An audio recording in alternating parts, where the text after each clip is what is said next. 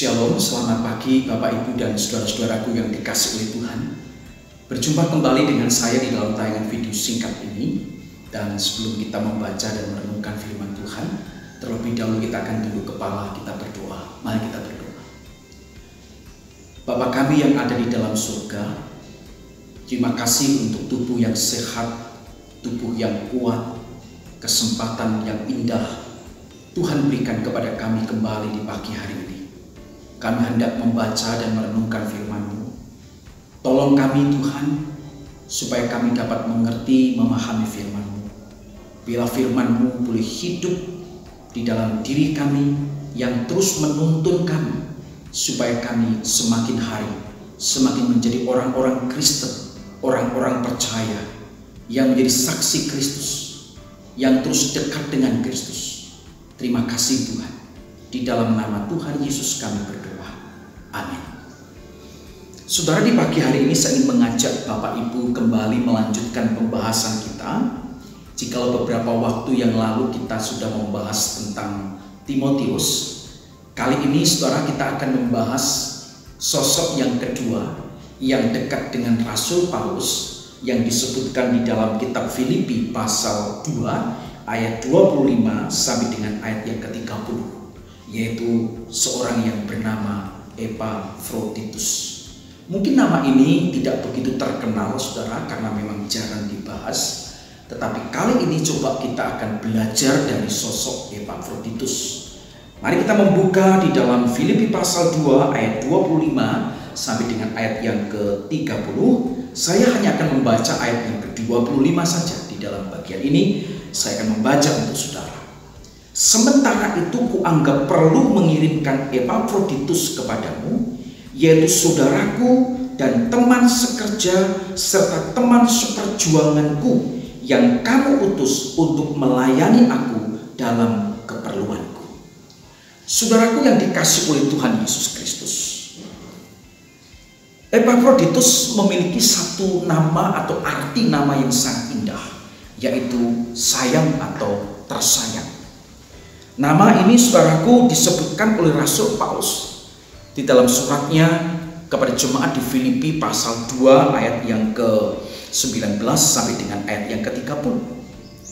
Dari Epafroditus saudara, kita boleh belajar beberapa hal yang sangat penting yang masih sangat relevan sekali di dalam kehidupan kita di masa kini. Yang pertama saudara, kita bisa melihat Epafroditus adalah seorang yang telah diutus oleh jemaat Filipi untuk membantu dan melayani Rasul Paulus. Saudara, ternyata jemaat di Filipi bukan saja jemaat yang paling disayang oleh Rasul Paulus, tetapi juga jemaat di Filipi rupanya sangat sayang dan mencintai Rasul Paulus, sehingga mereka pun menyuruh seorang yang bernama Epafroditus untuk melayani segala keperluan dari Rasul Paulus. Dan dia disebutkan oleh Rasul Paulus di dalam suratnya dengan sebutan yang sangat-sangat familiar sekali, saudaraku. Saudara, dia anggap Rasul Paulus menyebut Epafroditus saudaraku. Kedekatan yang luar biasa. Rasul Paulus juga menyebutkan Epafroditus sebagai teman sekerja. Dan disebutkan lagi bahwa Epafroditus adalah teman seperjuangan. Bukan saja saudaraku, tetapi teman sekerja, teman seperjuangan di dalam Tuhan. Dan hal ini membuktikan bahwa bagi Rasul Paulus, keberadaan Epafroditus adalah sangat penting. Keberadaannya di dalam pelayanan Rasul Paulus menjadi sangat berguna sekali.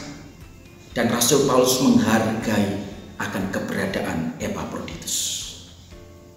Kita juga melihat di sini bahwa Epafroditus adalah seorang yang melayani dengan sepenuh hati. Dia mempertaruhkan jiwa nyawanya untuk melayani Tuhan. Tentu ini tidak main-main saudara. Epafroditus tidak setengah-setengah di dalam melayani Tuhan, tidak separuh-separuh di dalam melayani Tuhan. Tetapi Epafroditus sungguh-sungguh dengan segenap jiwa dengan segenap hatinya dia melayani Tuhan. Tentu saudara, ini sebuah teladan yang sangat indah sekali bagi kita. Seringkali saudara terbersit di dalam diri kita ataupun orang lain. Kita bertemu dengan orang-orang yang seolah-olah terlihat melayani Tuhan, tetapi sesungguhnya mereka melayani diri mereka sendiri dan melayani perut mereka. Hati-hati saudara. Tetapi Epafroditus, dia melayani dengan segenap jiwanya. Kita juga menemukan di dalam bagian ini bahwa Epafroditus adalah seorang yang pemberani. Dia mempertaruhkan nyawanya untuk melayani Tuhan. Dia mempertaruhkan hidupnya untuk Tuhan. Sungguh luar biasa. Dia mempertaruhkan, dia punya keberanian. Dia tidak undur sedikit pun. Walaupun Rasul Paulus dipenjarakan, tidak membuat Epafroditus sebagai utusan jemaat dari Filipi mundur dan kemudian lari dan kembali ke Filipi, tidak. Tetapi dia terus ada bersama dengan Rasul Paulus. Dan Alkitab menuliskan Epafroditus seorang yang mampu melengkapi apa yang masih kurang di dalam pelayanan Rasul Paulus.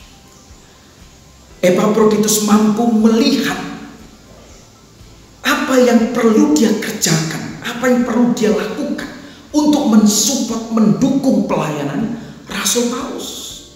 Alangkah bersyukurnya saudara mendapatkan rekan kerja seperti Epafroditus maupun seperti Timotius yang tahu apa yang harus mereka lakukan, yang mendukung terus sepenuhnya akan pelayanan Rasul Paulus. Sehingga Alkitab menuliskan dia ada, dia dikirimkan melengkapi apa yang masih kurang di dalam pelayanan Rasul Paulus. Tetapi satu hal yang kemudian membuat jemaat di Filipi sedih, Rasul Paulus sedih, adalah karena Epafroditus jatuh sakit. Jatuh sakit, bahkan hampir meninggal dunia. Tetapi Tuhan mengasihi akan Epafroditus dan akhirnya Epafroditus pun dipulihkan oleh Tuhan. Saudara, kehadiran Epafroditus di dalam pelayanan Rasul Paulus sangatlah penting dan berguna. Melaluinya saudara, pelayanan Rasul Paulus menjadi lebih maksimal, lebih powerful lagi, karena kehadiran rekan-rekan kerja seperti Timotius maupun juga Epafroditus. Di dalam pelayanan kita membutuhkan rekan pelayanan yang seperti ini untuk melengkapi apa yang masih kurang di dalam pelayanan kita. Sehebat-hebatnya Rasul Paulus, dia membutuhkan Timotius dan Epafroditus. Sehebat-hebatnya kita di dalam pelayanan, kita membutuhkan orang lain sebagai rekan kerja kita. Di dalam dunia pekerjaan juga sama. Kita tidak mungkin bisa lakukan semuanya seorang diri. Kita membutuhkan orang lain. Kita membutuhkan rekan kerja yang akan melengkapi di dalam pekerjaan dan pelayanan kita. Di gereja, di dunia masyarakat, kita membutuhkan Epafroditus di zaman modern ini. Seorang yang dekat dengan kita. Seorang yang senantiasa terus mendukung pelayanan dan membantu kita. Seorang yang dengan sepenuh hati melayani. Seorang yang sepenuh jiwa. Seorang yang berani bahkan mempertaruhkan nyawanya untuk pelayanan. Seorang yang dengan tulus, dengan rendah hati melengkapi setiap pelayanan yang kita lakukan. Saudara, tahukah kita bahwa kalau hari ini kita bisa melayani, kalau kita bisa menjadi Epafroditus di zaman modern ini, semua adalah karena anugerah dan berkat Tuhan. Hari ini di akhir khotbah ini saudara, saya ingin mengajak saudara untuk menyanyikan sebuah lagu. Semua karena anugerah Tuhan.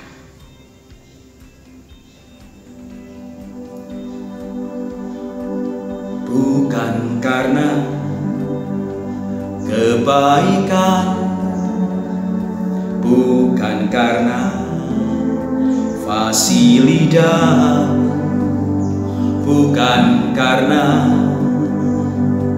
kekayaanmu. Kau dipilih, kau dipanggilnya, bukan karena kelebihanmu, bukan karena baik rupamu, bukan karena kecakapanmu. Kau dipanggil, kau dipakainya. Bila engkau dapat, itu karenanya. Bila engkau punya semua daripadanya, semua hanya anugerahnya, diberikannya pada kita. Semua anugerahnya bagi kita, jika kita dipakainya. Bila engkau dapat, itu karenanya.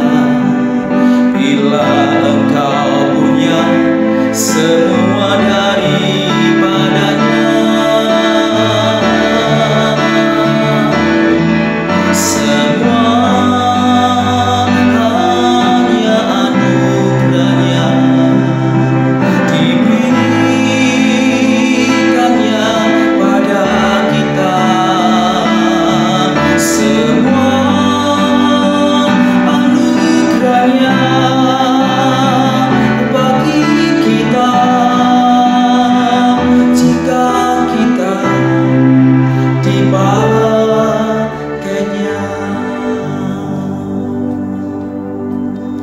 Jika Tuhan memakai kita hari ini, semua adalah karena anugerah Tuhan.